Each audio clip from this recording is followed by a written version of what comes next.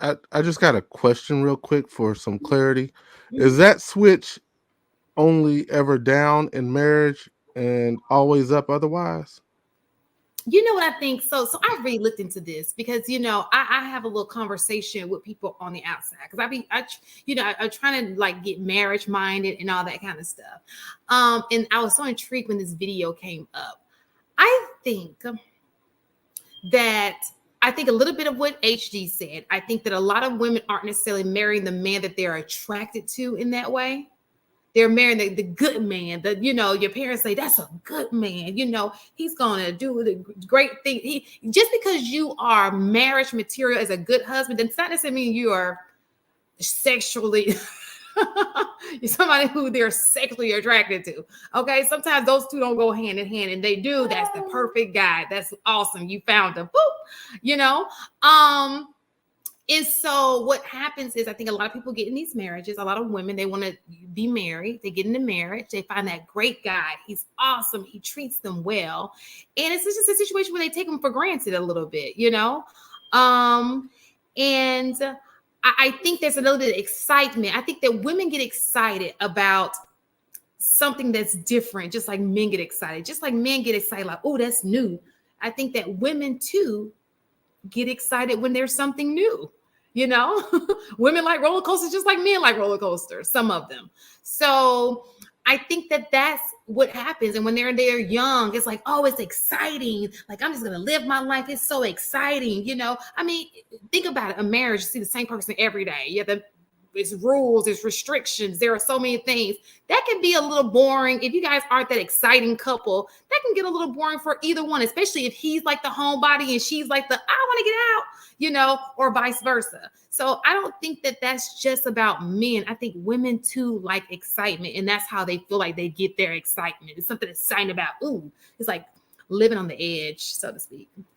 So what I'm specifically asking is, so when a woman is single, is it less like a switch and more like a dimmer? And then when they're married, is it an actual switch where they turn it off and on? Because there's I ain't in never my been opinion, I'm confused too. In my opinion, there are too many single parent moms for you to tell me that a woman have a sex switch. So turn that motherfucker off until you get married. If there's a switch, but it's not a switch, it's a dimmer. They brighten it when they really ready, and it just goes down just a little bit when they not really ready. But when they married, no, I don't want none tonight. Turn it off. I think what she means by the switch is, oh, I don't like you, switch off, but I like him, switch on. I think that that's what she means by that. I think that they have the switch that turns on when they like somebody. They just go for different things. So when you're younger and you're mature, you're just strictly going off of the looks. You're like, oh, he's so fine, like, ooh, whatever. Or maybe nowadays it's about money, whatever rocks your boat, right? But when you get a little more mature, you start thinking, well, will he be a good father? Is he going to be the great leader of the household?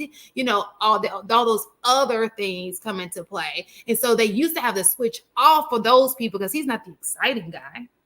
But now they got to get married. So they got to turn the switch on for him.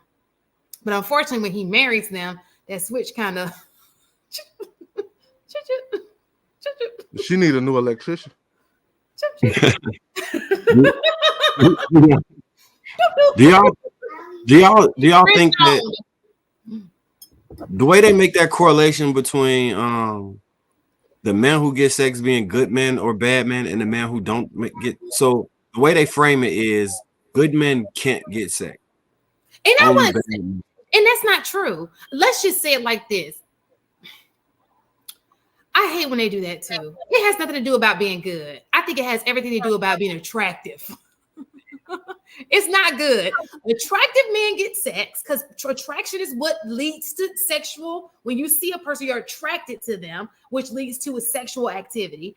Unattractive people don't get sex. Now, there are things that can make you attractive for marriage. Like she may say, well, he ain't that good looking, but he's a great guy. Like he's nice to me. He treats me well. He has these leadership qualities. That don't mean necessarily I want to sex with him. It just means that he's a great leader and he could be the great CEO of the household. I trust him as a person to lead my household, right? But the guy who is attractive is the guy who's probably showing up on the first date and going home with a chick. You know what I'm saying? The guy who gets women, he ain't even going after women, they're coming after him, you know, for whatever reason. Those are two different guys. And it's when I take good out of it, because both of them can be good guys. There are a lot of attractive, good men, you know? But I think that when we say good, I think they really be talking about attractive. So do you think it would be more beneficial for them to remove that language and figure out ways to make themselves more attractive? You said what now? I'm sorry. So ways to make yourself more attractive, like maybe hitting the gym more, becoming more articulate. Yeah. Get a little swag. Like people be mad with a little. People be amazed at what a little swag will do. Like a man, he ain't that cute. What is it? Nas call a medium with a nice suit on, or he got a tailor. Baby, that medium ugly started to look a little less rare ugly. So heard that a lot. You call that man rare ugly? That's I cold. don't know. She said medium, like it's a steak, so I thought rare. You don't want to be hard ugly, like rare ugly. She's talking about them like they're steaks. So I think what Shan was saying is one aspect of it. I think the other aspect is that the quote unquote bad guy tends to be way less judgmental, right? If that girl wants to be wild, wants to do crazy things, he's going to hold back judgment to allow himself to experience that part of her. Whereas the men who are typically more marriage material tend to be scrutinized a little bit more. And so women feel the need to be more reserved. And so a lot of women feel like, I do these things with you because then you're not going to see me as marriage material where I see you as marriage material. They want reciprocity. I think that's part of it. But I think the other part of like the sexist marriages is that from hearing a lot of like sex therapists talk about it, it's more the fact that when people get into a rut, they don't know how to get out of it. And it's not more so that women are turning off the switch. Is that both parties are not doing the things that allowed both people to get excited in the first place. It's the man not pursuing anymore or the woman not keeping herself up. Like it's a two-party situation. That lady in the video made it sound like women just turn it off and that's it. It's dead. Like, no, there's two people in that marriage. There's two people who've made it hard to have sex with each other.